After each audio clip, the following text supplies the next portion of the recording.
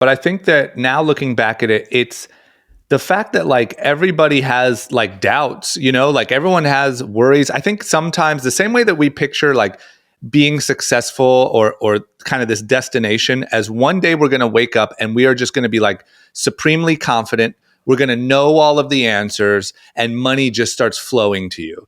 And I think that sometimes we picture successful people as if they are that. And we think like, oh, they're just different, or they're just like, they just know, like there's just a thing they have that I either don't, or I need to really work to get to. And it's really not that. I interviewed a bunch of very successful people, and I don't think anyone to me stood out as that. They all stood out to me as people that kept trying and kept learning and kept, like they all had failures, they all had insecurities, they all had fears and everything that we talk about, and they kept trying until they found something that worked.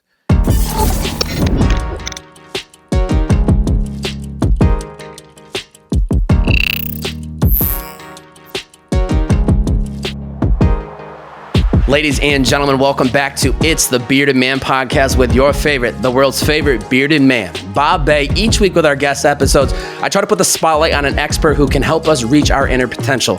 Today's guest is the CEO at We're Not Really Strangers, a purpose-driven card game and movement all about empowering meaningful connections. He's the founder of lifestyle clothing brand Young and Reckless. He's a co-host on Group Chat podcasts and previously the host of Short Story Long podcast, one of my favorite podcasts of all time.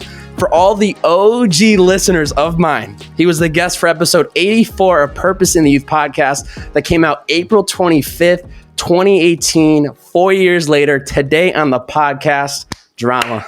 Bobbbaaaay. That is literally, I rewatched on Sunday, I rewatched the first episode, and that's literally how you came in.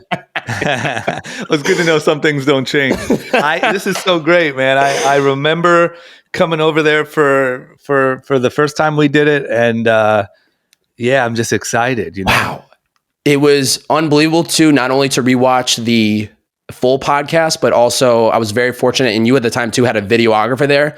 But to watch the behind the scenes of you pulling up and like meeting you for the first time in the driveway. And I was like emotionally watching myself, and I was like, wow, like I remember this day. And it just was like, it was such a powerful moment. And I was so grateful that I had that documented, right? In the time, it's like, what's the point of documenting this? But now 4 years later, and having always heard Gary Vee like document the journey, I was so grateful to see it. And then I was able to pull a clip after watching the Kanye doc, and it recently reminded me of like how important it is to document the journey.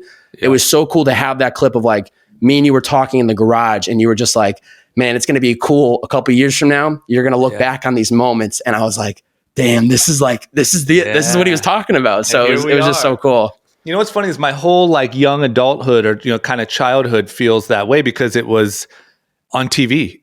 So like, I literally like, keep in mind, it wasn't like as real as like that moment was, but still sometimes like once a year, probably I'll just go on iTunes and like pull up a random episode. and it's just so crazy because I remember like what happened that day or what I was really thinking about when that moment happened. And like, I'm so thankful to have like 10 years of wild adventures documented. Wow. So I understand the value. I know, and you were only 18 at the time when you came out to LA. So like those were pivotal. That was a pivotal time for you to get some of that documented. And I would imagine it's got to be nostalgic thinking back on it, on like some of those moments. And I was even talking to my sister, who you had the pleasure to meet at Brandon's Memorial Day weekend party, and she was very shook. I'll never forget the moment I saw you walk in, and I was like, oh shit, Drama's here. I haven't seen him since the podcast. And I just look over at my sister, and she's like freaking out because we grew up watching you on MTV, and then like to see eventually do the podcast years down the line. It's you've played a really, and I told you this on the first podcast, but you played a crucial mentor role for me from afar, even in that first like 2 years of podcasting, because I saw you staying disciplined with Short Story Long. And that was like my motivation. I was like, if Drama's showing up on a weekly basis, I need to deliver, like regardless of the number of downloads.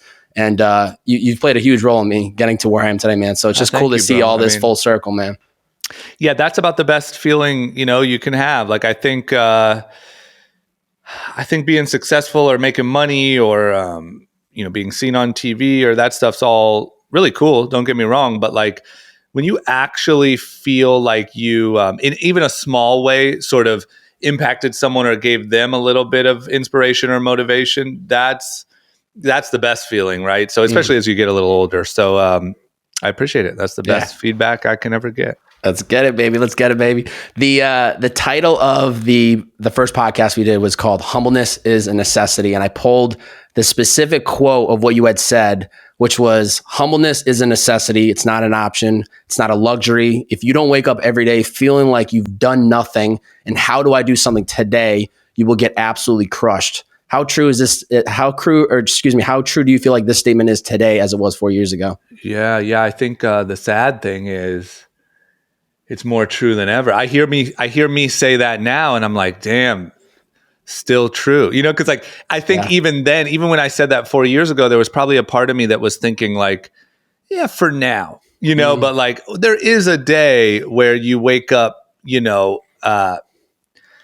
just feeling like the shit. And everything's all good. And no matter what happens, you can't be, and don't get me wrong, there's some of that. You need some of that, like confidence to get stuff done. But yeah, man, I still believe that to my core. I still think every day you got to wake up and act like your job could be taken in a healthy way. But, you got to have that hunger. Yeah. How have you been able to keep that fire within you though, right? So outside looking in, somebody might just go, well, drama's successful. He was on MTV. He's done these podcasts. He's a founder of a company. He's now helping another company. He's good. He's golden. He's living the dream. But obviously it's all relative. And I think internally you still have to you still got to get up out of bed every day. You still got to show up to record your podcast, to answer emails. Like, how do you build that fire within you, even, after a decade plus of having what most people would say is success?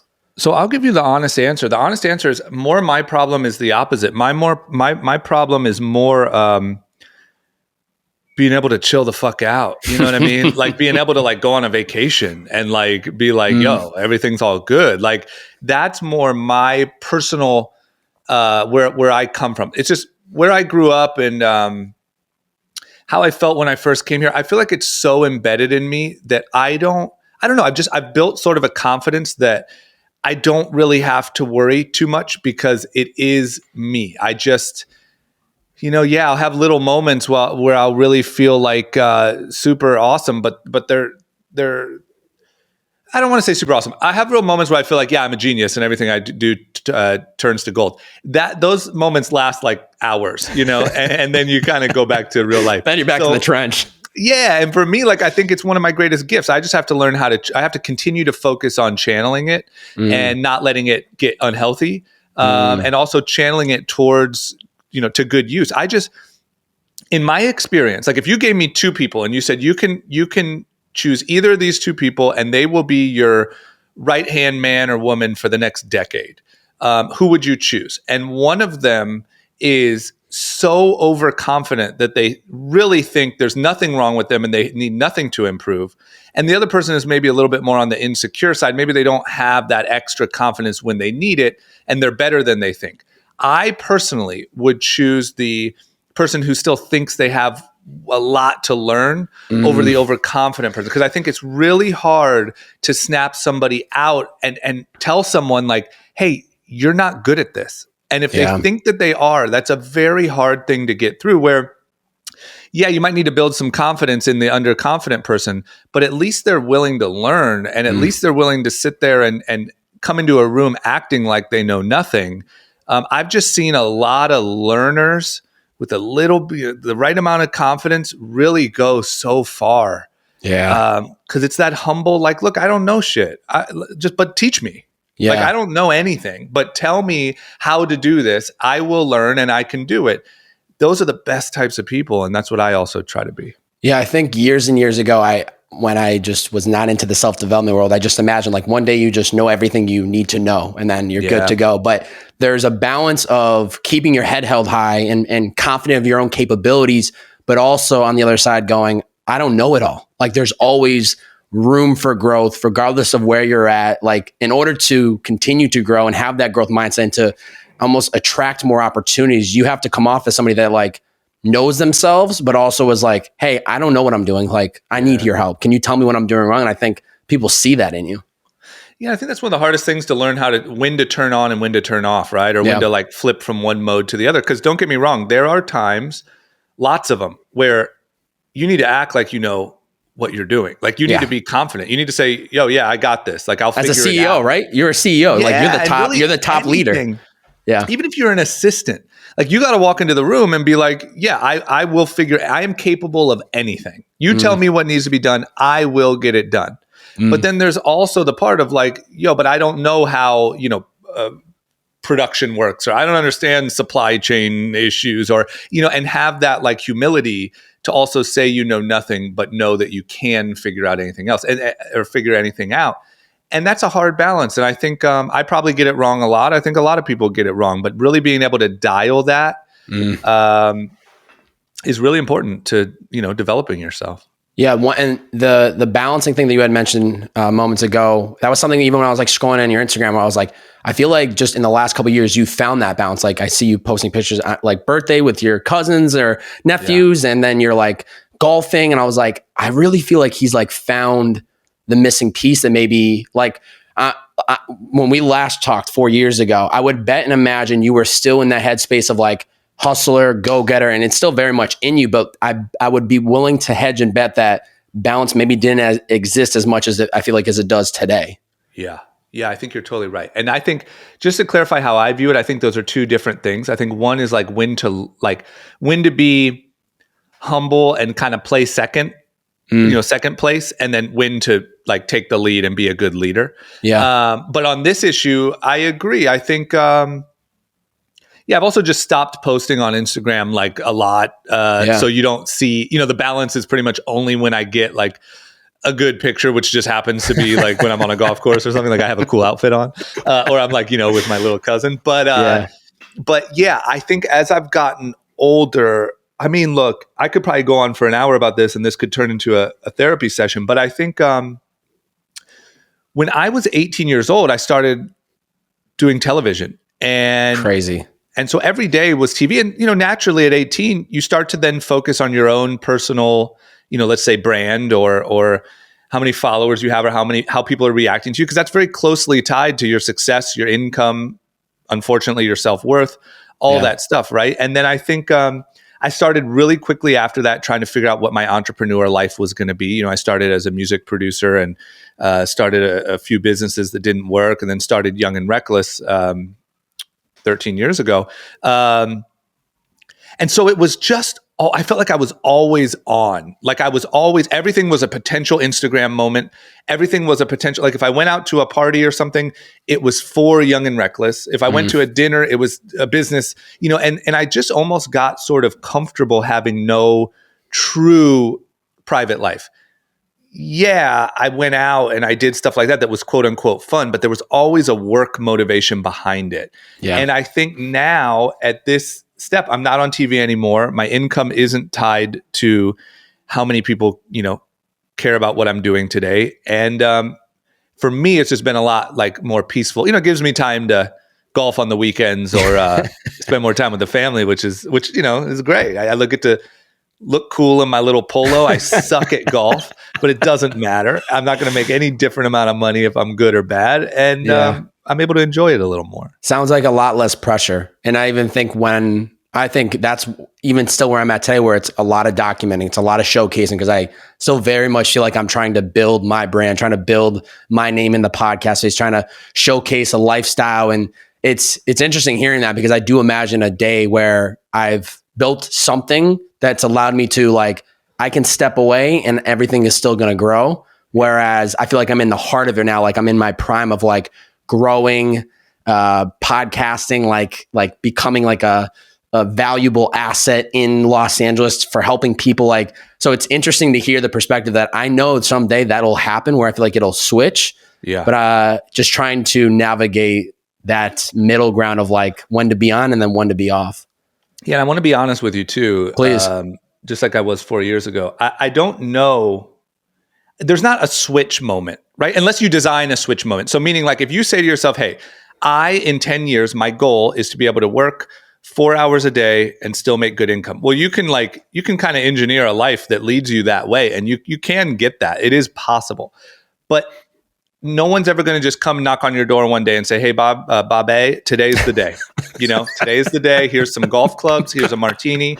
You know what I mean?" So what I'm saying is like, I actually feel more pressure today than I ever have. Meaning, my work is really, really important, and a lot of people rely on me. And there's a lot of pressure there. I'm learning a new industry. There's all this stuff. The difference is it's a pressure that's better suited for me. So the pressure of how do I look, or are people going to like this post, for me personally is not a good pressure. I don't like it. It feels stupid. It feels like pressure for a stupid sort of vain end. Yeah. It's like, all right, great. I got a lot of likes, and so people are going to buy my stuff, I guess. Once again, some people are suited for that, and that's amazing for them, and they're really good at it. Look at Kim Kardashian, like nothing but respect, billions of dollars, and it lives in that pressure of how relevant she is.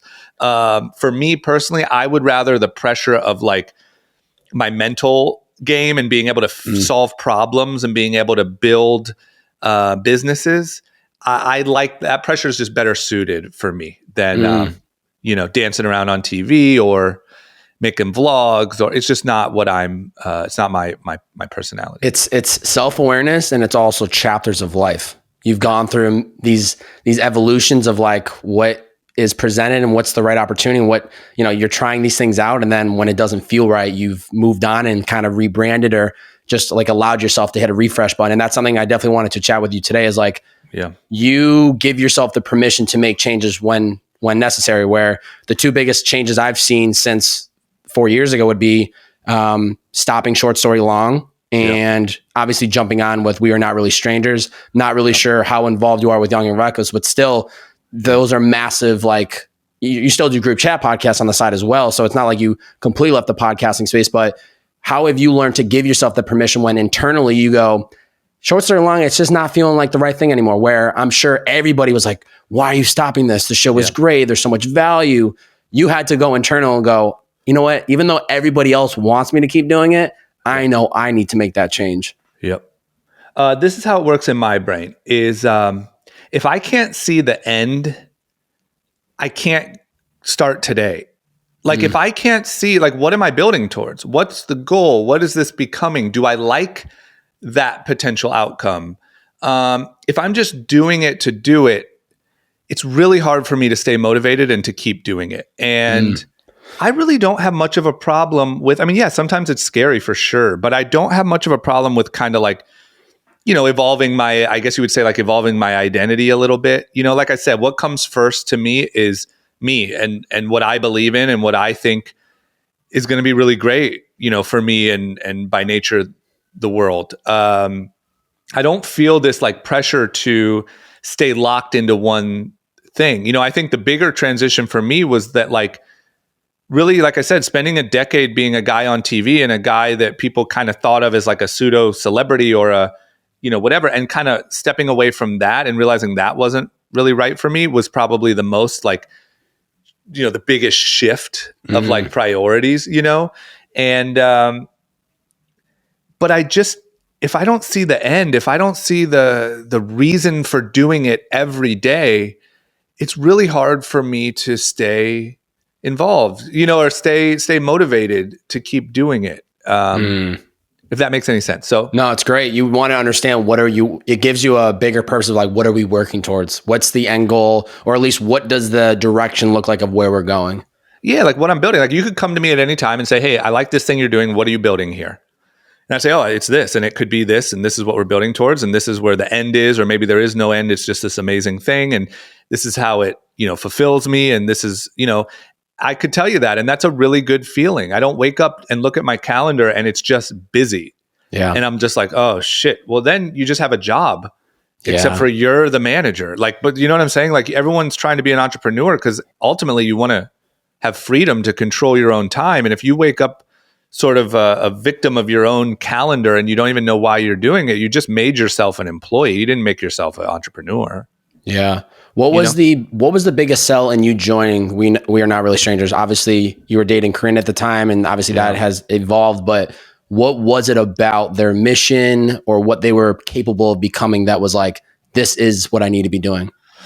Well, here's what happened is when I met Corinne, she had the concept for the game, and she's just brilliant. She's like, literally, my relationship with her aside, she's one of the best like creative, brand visionary, content, just creatives that I've ever met. It's really mind blowing. And my role in that was essentially like, oh, this is really something, like this is something. And it started small and just kind of helping fulfill orders and kind of build out basic operations and, kind of just making it real. And then it became more and more. And seeing the way that the world started reacting to it. I mean, it's unlike anything I've ever seen. The way people react to her content and to the game and the customer service messages that we get and the testimonials and it's insane. It's crazy. And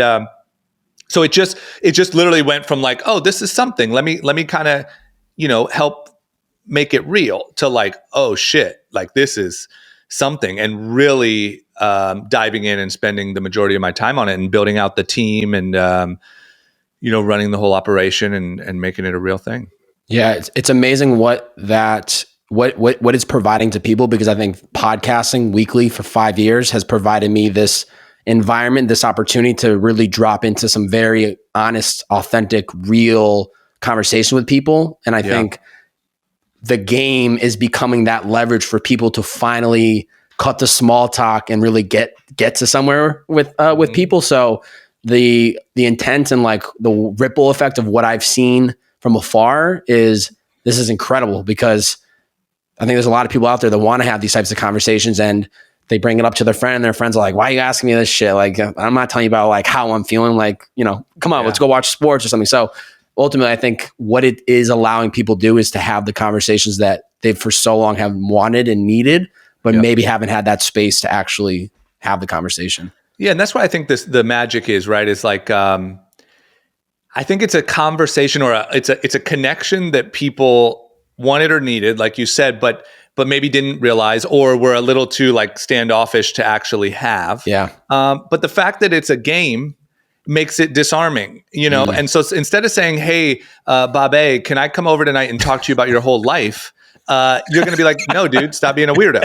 But if I say, hey, Bobbbaaaay, can I come over tonight and bring some drinks and a new game I bought? You're going to be like, fuck yeah, dude, let's do it. And you end up getting the same result. And then on top of all that, I think that it's an amazing brand. Like it's a really well done, really cool brand. And when you put all those things together, I think you get this result that, I don't think I even realized how much people were hungry for it, until you start to see the reactions.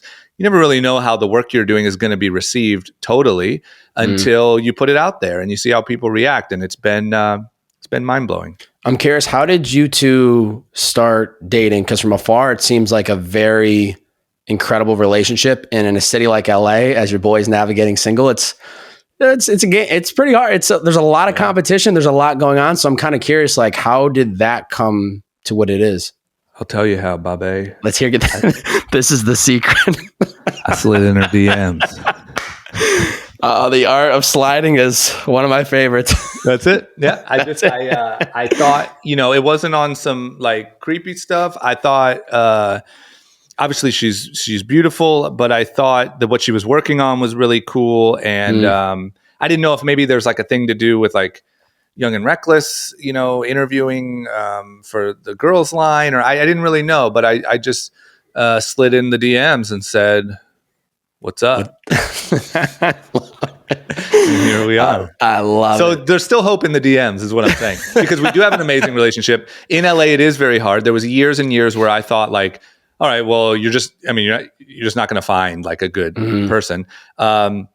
She's absolutely incredible. The relationship is incredible. And it all started with a DM slide. So don't give up on the tried and true methods. I love it. You don't have to, the whole thing of like, no, meet a girl at church or meet a girl at the library. They're still in the DM. I'm getting inbound leads now from TikTok coming to the Instagram. So I'm like, we're gonna keep pumping along the TikTok content because it's working. TikTok's powerful. Lots this of episode's brought to you by TikTok. Just check age, just make sure you're always 100%. I need a certain age. A 16-year-old TikTok. Yeah, no. Hey, Bobbbaaaay. Yeah, we do some interviewing ahead of time to make sure it passes clearance. Yeah, you gotta be safe. Quick break from today's episode, and then we'll get right back to it. Today's episode is brought to you by Liquid I.V, the greatest hydration brand in all the land. If you're watching visually, I have two of my favorite flavors, watermelon and grape. Grape just came out within the last couple months. Unbelievable. This product helps me feel my best self. It helps me continue on throughout my day at a fast pace, high energy. My brain is clear. My mind is clear. I don't get brain fog. I have a lot of ability to continue on throughout my day doing a lot of different things. If you head over to liquidiv.com, you can get 25% off every single order just using my promo code TheBeardedMan, all one word.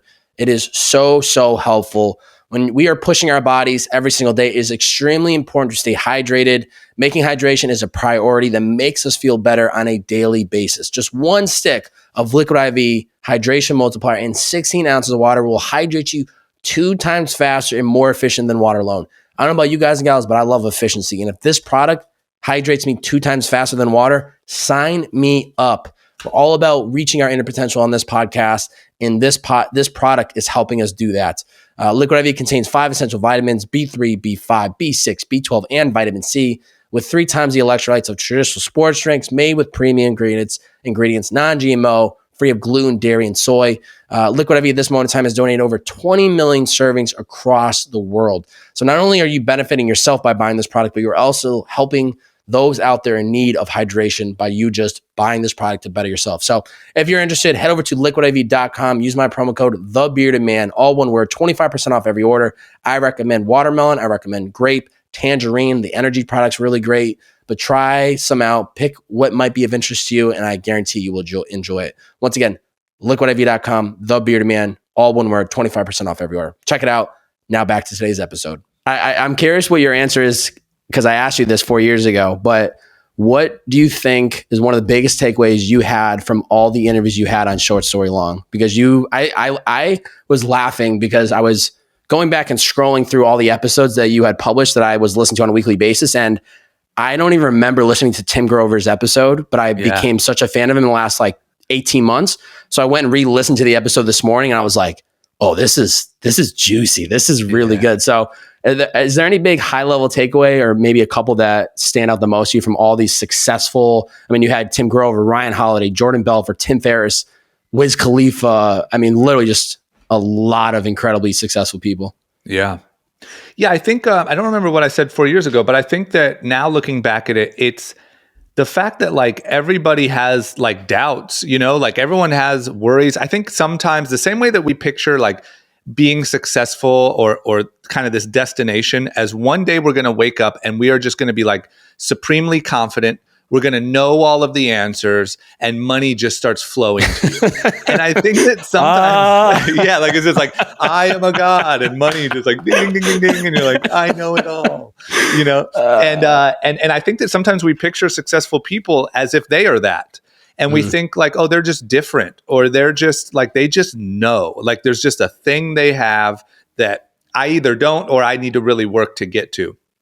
And it's really not that. I interviewed a bunch of very successful people, and I don't think anyone to me stood out as that. They all stood out to me as people that kept trying and kept learning and kept, they all had failures. They all had insecurities. They all had fears and everything that we talk about, and they kept trying until they found something that worked. And it really just humanized it to me. I think even at that time, even the success that I had before I did Short Story Long, I still think there was a part of me that looked at really successful people as different than me. And I think going through that process of doing that show for a few years really just humanized success to me. It's not some great mystery. Yeah, you start to see there's common themes. I think that was the biggest takeaway I had running Purpose in the Youth. This show is much more, other than when I've only done a handful of kind of these podcasts where I'm like bringing on old guests. So then it kind of is like, just kind of like a recap of what's happened in the last couple of years. But the biggest difference from that first podcast to now is this is about more like experts and like, you know, maybe I'll bring on a cook and we'll talk dieting and health and wellness. And then I'll bring on a productivity hacker and like, what are the steps to building your habits, right? Back then when I was doing Purpose Youth, it was storytelling. And that was the thing that I was seeing, no matter the industry, no matter where these people came from, it was like, they stayed consistent. They were disciplined. They believed in themselves before the world does. Like all those cliches and things that you hear successful people talking about, that's all it is. It's just adding these mindsets and these skill sets to your tool belt and actually showing up and doing the work. That's the only reason they're successful, is because they just have the ability to continuously do it for a substantial amount of time. Some people it's over a couple of years. Some people it takes 10 years, but they all have those same skill sets, which then you just go, if they can do it, I can do it. And it's not, you don't think you're any different than any of them. Yeah. And that was my goal with the show from the beginning, right? Like the one thing I'm really passionate about is I really feel like where I grew up and how I grew up and family dynamic and all that stuff, I just feel like success on a big level was off the table. It literally like wasn't even spoke about. And then with seeing the journey that I went through and moving out here and being exposed to so many successful people and, you know, thankfully being so close to my cousin and then all the successful people that I met, it changed, you know, it kind of gave me that feeling. It was like, oh, these are all just people. If they can do it, maybe I can do it. And it feels like, I don't know, it feels to me like such a robbery that there are large groups of especially young people, but any people that just have accepted they will never live a truly fulfilling life, you know, whether it's financially successful or relationship successful or whatever your version of success is, you just sort of write it off. And so with Short Story Long, that was my goal, is like, how do I just talk to all these people that I'm fortunate enough to get to call if I have a question and just show that they're all just people and it's really not that, you know, like you could have used voice changers and you could have done that show where every guest was a mystery, but you just knew they were, you know, they made it to somewhere and you'd be like, oh, wow. Like if you could take away the fact that it's Kyrie Irving you're hearing and you're just hearing a human talk about, you know, finding success, you know, you're like, oh shit, they're just like me. I have the same thoughts. That's it. It opens your reality and the way you think, because if all you know is what you know, because I grew up in a small town in Massachusetts, this is the theme. The people stay around. They, you know, move maybe the next town over. They are married by 26, have kids by 30, and then that's kind of it. But if you're not around physically, these people that are like aspiring to do great things or to do the unthinkable, to seek the discomfort, you're never going to have the confidence to actually do it. But if you're able to tap in, and that's why the podcasting space has been so phenomenal. If you can just put on some headphones or on your laptop and actually watch or listen to two people having just a simple conversation, you're like, oh, I never knew this. I never thought of it like this. I never knew that I could just move somewhere and not know anybody, but then build a life for myself. So I think it's really beautiful how it bridges that gap and it gives people the confidence to say like, I can do this if I really want to do it.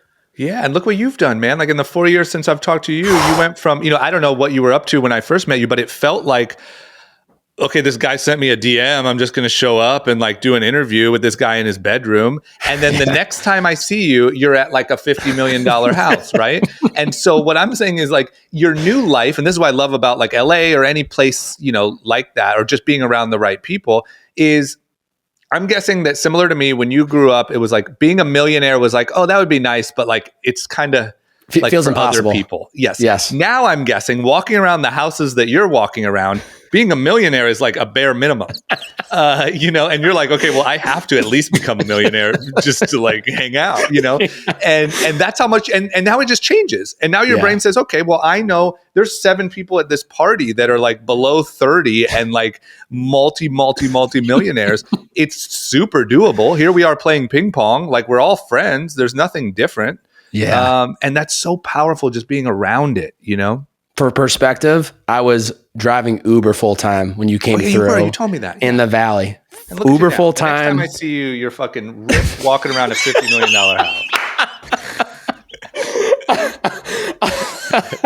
Yeah, you did it. I mean, that's That's what you got to do. It's unbelievable. And so for all the people who can't move or maybe, haven't taken that step to move yet, I think podcasting is really awesome because it's the first step at being like, hey, here we are. Like we're just having a conversation in your ears. Like we're not that much, there's nothing that much different. And then maybe you make the move, you make the next like physical step, and next thing you know, you're Bobbbaaaay.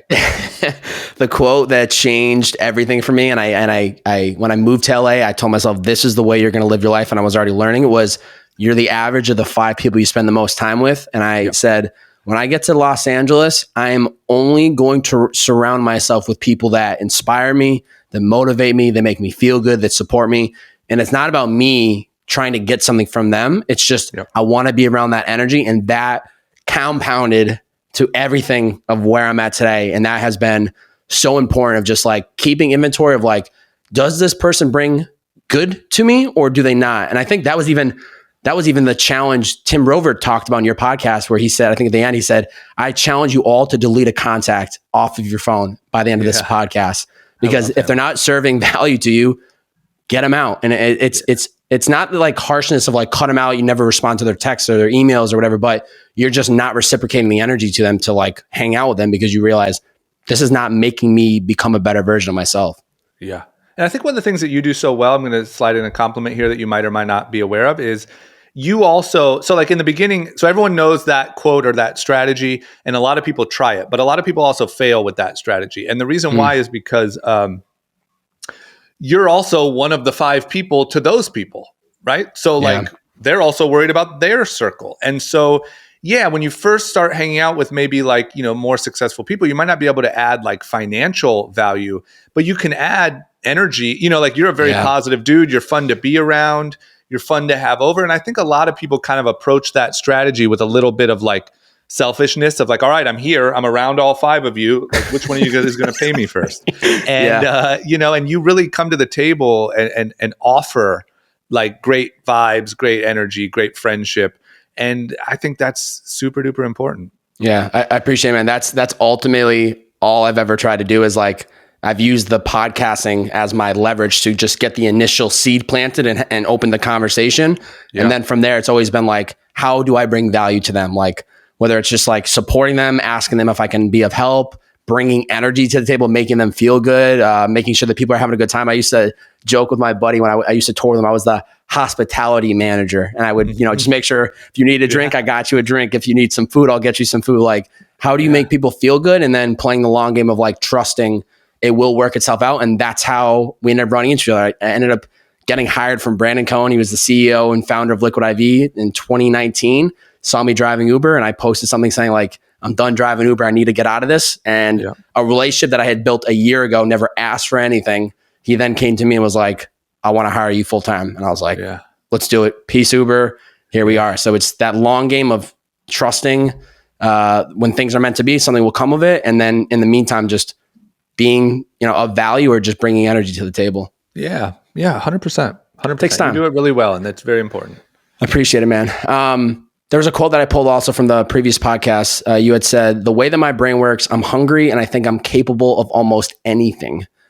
How does one learn this mindset? Because I think that's a really good mindset. I know it kind of goes back to what we had chatted about earlier, of like the ability to have confidence in yourself, but also not to be open-minded to like, there is more room to grow.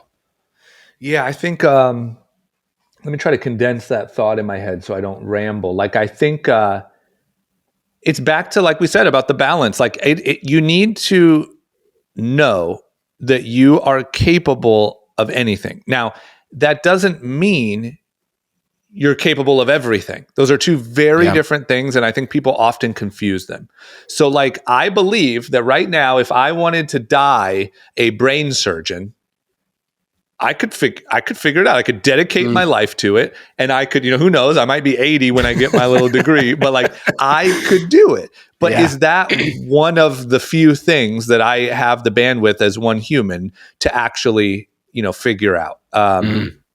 And unfortunately, the answer is no. So I think that, there are people that are shockingly, I don't know the word, like not like not everyone who's successful or who has what you want is a genius. Like very few of them are.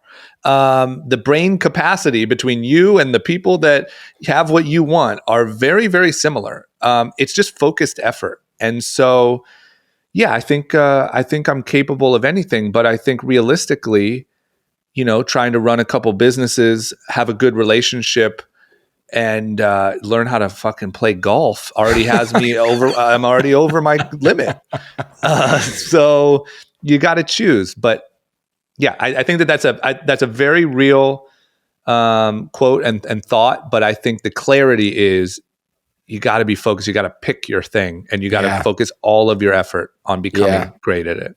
You chatted once again, not to keep bringing up, but because I heard it today, that's what Tim Grover was talking about on the podcast with you. And I've read a book called Essentialism by Greg McKeown. And that's exactly what they both talk about is like, I think in the beginning, you're supposed to try a lot of things, figure out what are you interested in, what do you not like. And that's the only way you kind of figure out your passion or your purpose. But then once you find that thing, it's about going all in and creating space so that you can put all of that energy into one thing instead of, spreading your energy into 6 or 8 different projects. What would happen if you just went all in and gave 100% of your energy to one thing, and then it ripples and it stacks? And that's actually the scariest part, right? Everyone wants to lean on the what ifs or like the plan Bs or but I could still kind of like side hustle became like a very popular term over the last, 5 years. And probably Gary V, honestly. Side hustle. Respect to him. Yeah. And there's a lot of great there. And there's a lot of people that do that, that it makes sense for their lives. But I would say that the real way to get great at something is to eliminate all of that and just dedicate yourself that this is what I'm going to do. Yeah. And then at that level, I think people can do insane things. But, we live in a day of multitasking and whatever, and it's tough. Yeah. How do you stay focused? I'm curious. I'm big into productivity and focus doesn't even have to be just on work, right? Like you mentioned, like work, you have a relationship, you have friendships, you obviously have things you do on the weekend, might be golfing, might do anything else. So like when it's time to focus on work, how do you stay focused? When it's time to focus on your relationship, how do you stay just like in the present versus like thinking about all these other things that might be going on in your life? Yeah. So I'm a little crazy. I over the years, I've just picked up these different habits and some stuck and some didn't. And where I'm at right now is I have right beside me on a whiteboard a list of my goals for the year, personal, business, and health.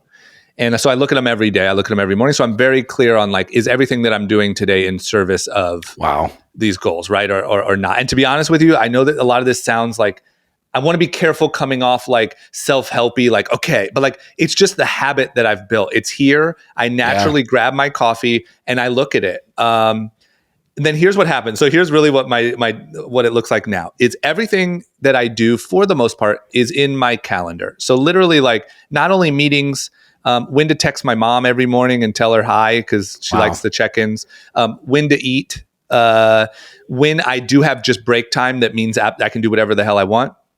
Obviously when to work out, when everything work related, right? So it's very clear. And that also, what that does for me, I'm a little bit of an anxious dude, and it allows me to fully focus on what I'm doing right now because I know that the other thing I'm thinking of is scheduled. I know that there's time allotted for it later. Yes. And a lot of times I'm a victim of feeling like I kind of have to do everything right now. And if you block that time later, it allows you to relax and think about what you're doing now. So I do that super heavy. Every morning I wake up at 8, and from 8 to 9 is just my time. So I can read, I can do whatever, but I can't work. I'm literally not allowed to work. At 9, I have an alarm that goes off that says, okay, time to check your phone and get to work. Same thing. At the end of the day, I have an alarm that goes off that says time to put your phone, back on the charger, whatever. Wow. And then lastly, my phone has no notifications on. So the only time my phone ever lights up or beeps or anything is if somebody calls me, because I don't really get calls that often. Usually if someone calls me, it's not scheduled. It's probably urgent. So that's the only time. Everything else is shut off. I don't have Instagram or TikTok or any social media on my phone. I've built up, like I said, this took years of I'd read a book and I'd be like, oh, what if I did that? And then that didn't stick or whatever. But that's what I do now. And it works really well for me. I love it. The phone, immediately you're just cutting off the distractions, and the scheduling is very something much that I do myself. And it's unbelievable how much it changes. Like, instead of being overwhelmed about the day ahead, you just know everything is scheduled out of where you're supposed to be and when. And then there's never this like crossroad of like, should I work on the podcast that I have coming up, or should I go for the run, or should I send the email, or should I call my sister? Like, there's never the what ifs, because exactly, you're scheduling out ahead of time, and it just allows you to stay in flow and compartmentalize when to think about certain things, right? Like if you're on a podcast, this is what you're focused on. Maybe you have a meeting after this, and then maybe later tonight you're grabbing dinner with somebody. Like, you just compartmentalize the time, the focus, and then you can switch gears left and right. And it just makes such a difference in how much more efficient and how much more progress you can make in a day. And then you feel a lot more at ease at the end of the night when you go, I did everything I needed to do, and I wasn't not wasting energy, but not allowing to build my own internal stress, which just clogs you up from actually making progress in anything else. Yeah, I've just learned, like, to be honest with you, I know that they say like some people are entrepreneurs, some people aren't, some people are whatever. Maybe I'm wrong here, but the way that I view it is everybody has more energy when they're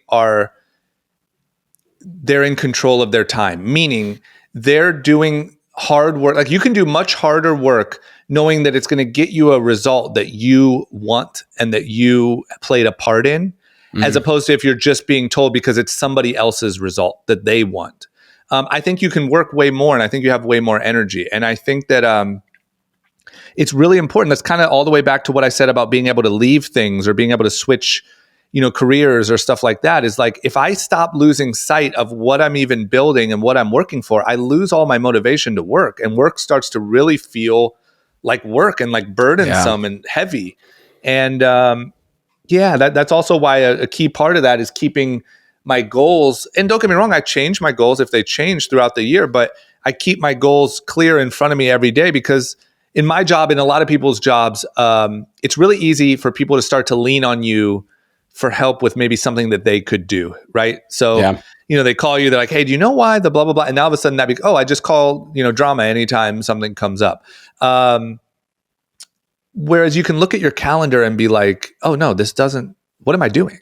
Like, part of why I stopped posting on social media so much was because I couldn't help but look at the numbers.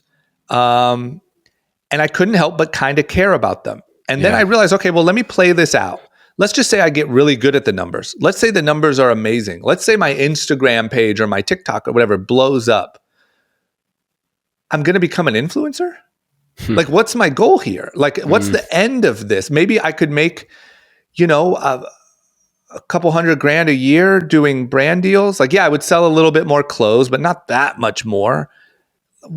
And that's just not the life that I want. I want success on a higher level than that. I don't want to become an influencer. So what's the reason at looking at it even once? And I try to really police myself that way, because I think it's really easy to get carried away and be like, oh, I'm hungry. I'm a hustler. I just give it to me and I'll do it, and I think that that's dangerous. Yeah, it's very clear and you're really in tune to your self-awareness of what is it that's going to make me happy, or what is it that like, once again, going back to what is the end goal here? Like, are we here to make a lot of numbers on the Instagram so then I can just sell a lot of clothes? Like that's not what we're trying to do. So why are we even working towards this? Oh, it's probably because I feel like the world that we live in, everyone's supposed to be on social media, so I'm supposed to be here. Yeah. But if you can tap in and go, but what is it in it for me? Do I want to do this? Is this actually something I want to move forward with? It's a lot easier to then go, if it doesn't work for me, I'm just going to simply move on. Yeah. I mean, my hustler, quote unquote brain, when TikTok first started, I was like, oh my God, TikTok's huge. This is going to be huge. And I literally paid a guy to come to my office once a week with a list of TikTok like trends, and I would do them, and I would film like a week's worth of TikTok videos. And I did it for like 3 weeks. And I was like, what are you doing? Like, what's the end goal? You're going to become Bryce Hall? Like, what's the goal here? And I just stopped it instantly, because I was like, what the hell are you doing? But it's so tempting as a hardworking person or a hustler to just jump on things and not really think about what you're building towards. Yeah. One thing I heard, I was listening to the formerly known as Mike Stud. I was listening to his podcast with you that came out in 2019. And one thing you touched on that I was really interesting. I don't even know if I had heard it anywhere else where you talked about it. I think it was in 2015. There was this period where you were building young and reckless, but I think you were kind of like just lost in it all, where you would shut your door to your office and hope that people think you were working, not interrupt you, but you'd be outside smoking cigarettes. You'd wait till 9 p.m. to open a bottle of wine because you felt like then you were totally all systems go, able to get hammered. Alcoholic. Yeah. You were popping like, I don't know if it was perks, but like some pain meds. Like, I want you to think back on like that, where you were in that moment, right? Like, what do you know today that you wish you had known then? Because I think there's a lot of people that go through these, like, I love that you mentioned you have on your board next to you was like a health goal, right? Like at that moment in time, you probably didn't have a health goal other than get drunk, pop some things, and just keep staying alive day to day. But I feel like there's a completely different person I'm looking at today than that moment in 2015. Oh yeah. Yeah, I think that was the culmination of all of my, my weird, like I said, like kind of growing up from 18 on to on TV, putting a lot of like my value in the wrong places, a lot of external, what do people think of me? A lot of worries. There was a lot of weird like anxieties that you kind of build up over the years of, how people think about you and what your perception is and trying to maintain that. And I just think it all got to be like, just really, really, really not fun. And what I learned from that and what the difference of me is today is kind of everything I just talked about. Like you have to think about what you want, like really try to like dig deep a little bit. And like, what do you want? Do you want to build a business? Do you want to have a great relationship? Do you want, what is it? And then start to track like how you can move forward towards that. And I think that the feeling of seeing yourself get better at something and become more than you were, yesterday, that's the real feeling that like, sustains you, keeps you going, makes you truly proud of yourself. You see like, wow, I couldn't do that, a few months ago. And now I can. Even golf is the silliest thing in that regard. And like I said, I'm terrible at it. But when I look at a comparison of how I was 6 months ago, it's like, oh shit. I'm getting nice. I'll be on the PGA Tour in 2 years. Yeah, 100%. And that's like a deeper, confidence. And I think once you start to get more confident and more like proud of yourself, you're not as quick to do things like drinking a shit ton and like smoking cigarettes that are just gonna like, they're gonna damage that. Like I know if I get wasted tonight, sometimes that's the right move. Sometimes it's a really fun thing to do. But I know that if I do, it's going to cost me on all these things tomorrow. Yeah. And I think the more you start to value those things tomorrow, you're less likely to kind of wreck it, for the quick thing today. You're thinking about the future once again. How, my decision right now to pop the bottle of wine and get hammered, how is that going to affect me tomorrow? And when you have these things that you're so passionate about, right? I think that's what it is. I'm very much the same, where I think about the end versus the beginning, and we are passionate. We have these things we want to do. We have these like inner potentials that we know we can achieve, and we understand like discipline, right? So once again, I'm a big believer too. It's like I pick my pockets. The last time I saw you, I was definitely in the crank up the heat, let's have a good time mode. But I also know like when to turn it on and when to turn it off, and it makes all the difference. I'm like, when it's time to enjoy myself, I'm ready to have some fun. But I'm not going to let that become my life because I have all these other things I want to work on. But and you got to do that. Like the lesson here, at least for me, or if you have, any problems with drinking or drugs or any of that stuff, like obviously a different story, but like you gotta celebrate, you gotta enjoy all the hard work. That's super duper important. It's just when you're doing that stuff to like maybe numb something or maybe try to fill, a sense of worth or something that's lacking, that's when you got to be super careful. What's the intent? That's the question you got to ask yourself. What's the intent of why I'm doing this? Let's get into the final 5. These are the last 5 questions. One sentence answer if possible. If you got to go off a little bit more, you of course got the pass, but let's try to keep it to one sentence. First question: how can people learn to give themselves permission to follow their interests and ideas? Just start. Like I tried to think through all these different answers. It's like, you just got to give yourself permission. Yeah. Like no one's going to give it to you. Yep. Sorry, that was 15 sentences. I started so basic. Damn it. I love it. Question number 2. You're going to love this one. If we had a time machine and you could go back to any point of your life, where would you go, when, and what would you say? It's a short story long tribute for anyone listening. I would probably go to like, high school, like early high school. I would go like, just to me in my bedroom, just thinking. And I would probably say you're capable of way more than you can imagine. I'll keep it short. I know. I love it. Question number 3. What's an area of your life you need to put more effort into? Vacations. Yes. Book the trip. Like, tell me where you're going. Like some fun fucking vacations. Tell me where to go. I'll meet you there, brother. Yeah. Okay. Question number 4. First step anyone can take to reaching their inner potential. Do something that you're scared of. Yes. Whatever that may be. It's like great. I went fucking skydiving and it was just like, I've been multiple times now, but seeing how far away like the ground is, and you're like, okay, there's no world where I jump out of this plane and live. And then just seeing that you do and your feet touch the ground, you're like, oh, what else looks insane or looks impossible? That then you get a new perspective that, oh, I just did it and I'm totally fine and it was actually fun. And I think that relates to going to that event you're scared of, or having that meeting, or starting that business, or having that tough conversation with your parents, or whatever. You just gotta jump, and you're gonna be pleasantly surprised. Love it. 5th and final question. Somebody finishes listening to the last 53 minutes of this podcast. What is one challenge you have for the listeners today after they wrap up listening?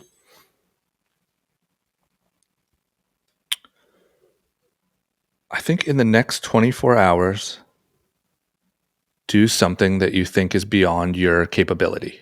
Like I just read a book. I'm going way longer. I just read a book. Hit it. And the woman, it was from a therapist woman, and she said that she was working with a kid in high school who was really shy and socially awkward. And she told the kid, it was a young man, she said, write a list of the 10 most popular girls in your class. And he wrote them out. And he said, go ask each one of them on a date. And the kid was like, are you kidding? Like, I'll be dead. Like, this is suicide. Like they're going to shame me. Like they're so out of my league, whatever. And 3 of the girls said yes. And the point is, it's such a simple story, but the point is like, sure, 7 said no. And I'm sure that sucked. And I'm sure like he felt like shit, but 3 out of 10, 30% said yes. And so where else are you limiting? Like, you're just not looking at reality clearly. And you just think like there is no world where any of these girls do anything but laugh in my face. And 3 of them said, yeah, they'd go on a date with him. It's like, where are you doing that in your life? Where are you building a reality that's not accurate and that's stacked up against yourself? And just go push a little bit, push on the walls a little bit and see what moves, Big believer of shooting your shot. And that's not even with just dating. That is with any opportunity or things you're interested in. I think there's so much growth that can come from it. That's just my challenge. For it. Like, that's why it's like DM a girl, go on a meeting, call your parents, jump out of a plane. Like, just, it could be so small, but just do one thing to test if your judge of how capable you are is accurate or not. Because it's probably not. So good. Drama. This has been, Bobbbaaaay, should we put a calendar invite for 4 years for 2026? Yeah, we're going to keep running it. We're going to keep running it back. I will tell you this, a big update from the last one we had was, I told you this on the podcast. There were 3 people when I started podcasting. I said I need to do a podcast with you, who I've been able to now, luckily 2 times. Lewis Howes, who I secured back in December. He was He was the real inspiration for me starting the podcast. Yeah. And the third one has not happened yet, but I can feel it's going to happen, and I'm going to speak it into existence within the next like 2 to 3 months. Yeah. Is Gary V, and he's the third final contestant of the 3 on Mount Rushmore that I need to get in order to continue to excel my podcast career. But that will happen. But man, I can't thank you enough. And see if I can be of any help. Hey, you know what? If he's game to it and that's all it takes, then I would definitely appreciate it. But you have played a massive role. I won't go down the whole spiel of it, but I think you know it, and I just want to say thank you for giving me a shot when I needed it the most 4 years ago, and to make and carve time today, man. It's really incredible to think about how somebody I saw on TV growing up, then do a podcast with, then I'm running into him at this massive party in LA, and here we are again. Like, it's greatly appreciated that you take up you take the time to do these things. And it's just, you're literally just fucking pouring more gasoline on the fire. And lastly, your first episode of Mentor Mondays, when you did that 2-3 years ago, was with a guy named Robbie Page. Yeah. I found him through through your series. I did a podcast with him, and now I live with him. So you have a massive ripple on a lot of people. This is just my story, but I know there's other people that will hear this, and there's people that follow and know you, and you've rippled them in a magnitude of ways, whether through group chat, short story long, running your businesses. You play a huge impact. So sincerely grateful for you, brother. Well, thank you, bro. That means a lot. And I'll leave you with one thing too. And I think your listeners, as you go on doing other episodes without me, that I think they can learn from you is I did that then 4 years ago. We did the pod. And I want to end by saying, however else I can be helpful, please let me know, because there is something about you that is, I think a lot of people also think that like being hungry or networking or whatever is like kind of fucked up, like kind of dirty, kind of like, oh, you're just social climbing, you're using people, all you care about. There is that definitely exists, and that's definitely gross. But there's also people that just really want to do good and really want to win and are really good people. And people like that will always get help, get advice, get whatever they need to make that happen. And that's how you are. I couldn't exactly explain how to follow in your footsteps, but there's something in the way you do it where it's so genuine, and you're such a good dude. And look, at the end of the day, you want to win. We all want to win. So anything I can ever do to be helpful, I'm always here. Thank you, man. Of course. From a hell of a bearded brother, that means a fucking lot. So I really do appreciate it. Ladies and gentlemen, if you enjoyed this episode, screenshot this episode on whatever platform you're listening in on, post it to your IG story. Let us know, what was the biggest takeaway? How did this episode change your perspective? You can tag Drama. He's at Drama. You can tag me at Bobbbaaaay. That's B-O, 3 B's, 4 A's and a Y. Share the podcast in your IG story. Let us know, what was the biggest takeaway? Also linked up in the description below, I will have We Are Not Really Strangers. You should check them out. They are just We Are Not Really Strangers. .com. Once again, linked up in the description below. I'll have group chat linked up below, as well as Young and Reckless. Anywhere else I should be sending people after listening to this episode? No, that's it. Send them to their whiteboard to write down their goals. John, the third podcast is going to be pretty epic when that day does come. 4 years from now. Whenever you want to do it, I'm here. It could be next week. It could be 4 years from now. Either one. Fair enough. Ladies and gentlemen, it's the Bearded Man Podcast. Thank you, Bobbbaaaay. Yeah, baby.